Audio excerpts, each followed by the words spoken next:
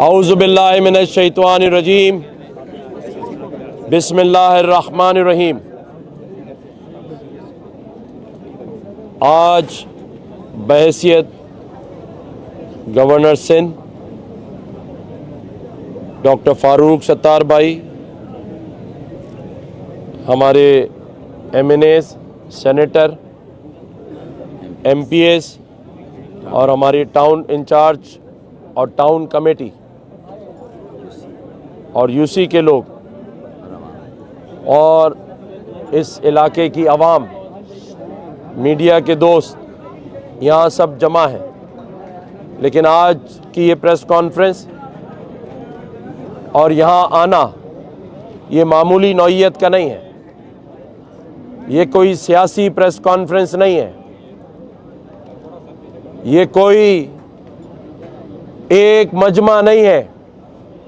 ये गैरतमंद भाइयों, गैरतमंद बुजुर्गों, गैरतमंद मीडिया के दोस्तों और अगर सियासी लोगों में गैरत बाकी है तो वो लोग यहाँ जमा हुए हैं एक ऐसे बाप के घर और एक ऐसे भाई के घर जिसकी जवां साला बेटी जो कि ईद के छठे रोज उसके घर बच्चे की विलादत होनी थी। इस बाप ने नाना बनना था और इन भाइयों ने चाचा बनना था और वो दोनों मियाँ बीवी रोजे से अपनी मोटर बाइक पे जा रहे थे। एक कातिल टैंकर ने बेरहमी, बेदर्दी से कुचल दिया और जुल्म देखे कि वो हामला मां जिसका बच्चा अगले 6 दिन बाद इस दुनिया में आना था, जिस बच्चे का नाम उसकी मां इस्माइल रखना चाहती थी, इस्माइल रखना चाहती थी, वो इस दुनिया में आने से पहले कुचल दिया गया। यानी जुल्म तो ये कि पिछले कई माह से किसी का बेटा, किसी का बाप, किसी की मां कुचली जा रही थी। लेकिन अब जुल्म इस हद तक बढ़ चुका है कि जो दुनिया में आने वाले बच्चे हैं उन्हें भी कुचला जा रहा है। मैं आज टैंकर और डंपर एसोसिएशन के उन ओहदेदारों से भी पूछता हूं, क्या ये कत्ल कर देने वाले, शहीद कर देने वाले तुम्हारे बच्चों और माँ बाप की तरह नहीं है? ये जो आज नया नाज़माबाद में अभी मेरे आने से 1 घंटा पहले जिस शख्स को कुचला गया है वो पठान है, पख्तून है। ये जो कुचले जाने वाले लोग हैं इनका ताल्लुक हर कौमियत और हर जबान से है। सबसे पहले आज से 4 माह कबल मेरे साफी भाई गवाह हैं, अरबाब चांडियो गवाह है, शुजात भाई गवाह है कि सबसे पहले जब पहला वाकया हुआ था तो मैंने कहा था कि ये जो डंपर है, ये जो लोगों को कुचल रहे हैं, अगर इन वाकयात को रोका और थामा ना गया, ट्रैफिक कवानीन पर अमल ना कराया गया तो बहैसियत गवर्नर सिंध मैं इन डंपर के आगे आके खड़ा हो जाऊं। इसका मकसद क्या था? इसका मकसद था कि डंपर चलाने वाले ड्राइवर हजरात, टैंकर चलाने वाले ड्राइवर हजरात और तेज रफ्तार गाड़ियों को चलाने वाले ड्राइवर हजरात जब ये सुनेंगे तो वो सोचेंगे कि सूबे का गवर्नर अगर गाड़ियों डंपरों के आगे आके खड़ा होगा तो अब हमें एहतियात से डंपर और गाड़ियां और टैंकर चलाने चाहिए। लेकिन मेरे इस बयान पर डंपर एसोसिएशन, टैंकर एसोसिएशन के रहनुमाओं ने और कुछ सियासी रहनुमाओं ने मेरा मजाक उड़ाया।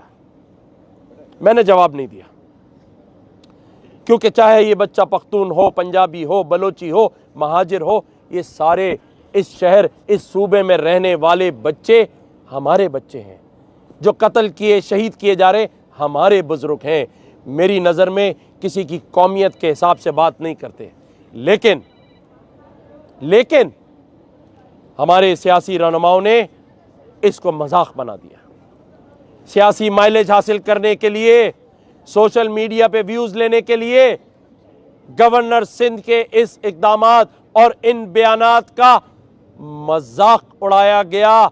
आज इसीलिए मजाक उड़ाने की वजह से उसके बाद कई 100 लोग एक्सीडेंट में कुचले गए और उनकी जानें चली गई। मजबूरन चीफ जस्टिस ऑफ पाकिस्तान, क्योंकि मैंने 2 खत लिखे हैं chief justice Sindh high court को और उन्होंने गवर्नर सिंध को, जिससे वो हलफ लेते हैं, जवाब देना भी मुनासिब नहीं समझा। मुझे नहीं पता कि उनकी कोई आईनी मजबूरी हो, लेकिन मैं आज चीफ जस्टिस ऑफ पाकिस्तान से अपील करता हूं कि एक chief justice Pakistan, retired justice Gulzar, Karachi के हमदर्द, आके कराची की बिल्डिंगें तो गिरा रहे थे।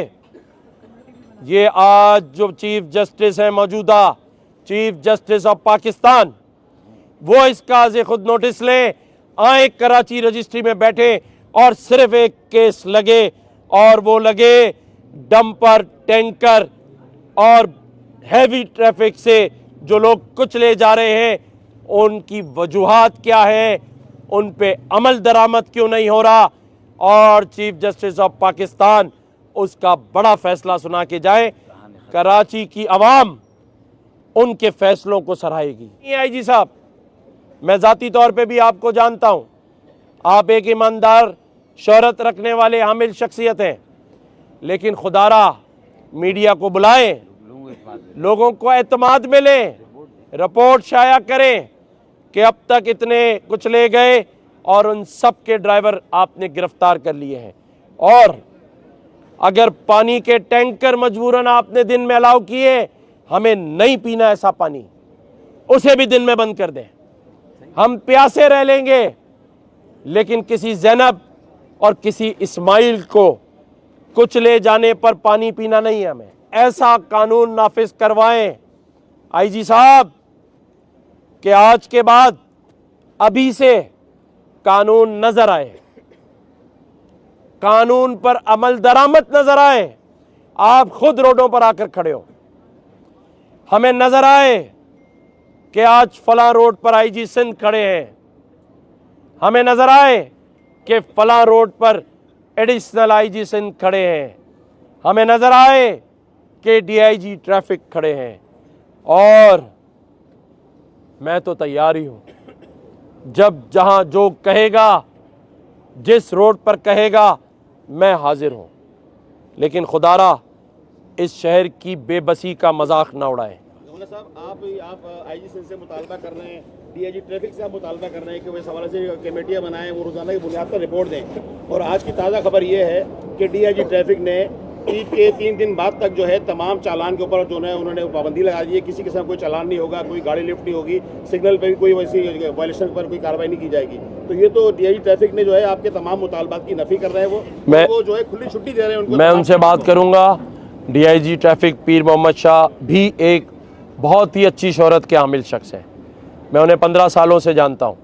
अगर कोई, जैसे मैंने कहा, कवायद और ज़वाबित में कोई इशू है, उस पर अमल दरामद को यकीनी बनाएं। आपके सवाल के बाद मैं उनसे बात करूंगा और अगर कोई ऐसा वाक़या है तो मैं आपको बताऊंगा।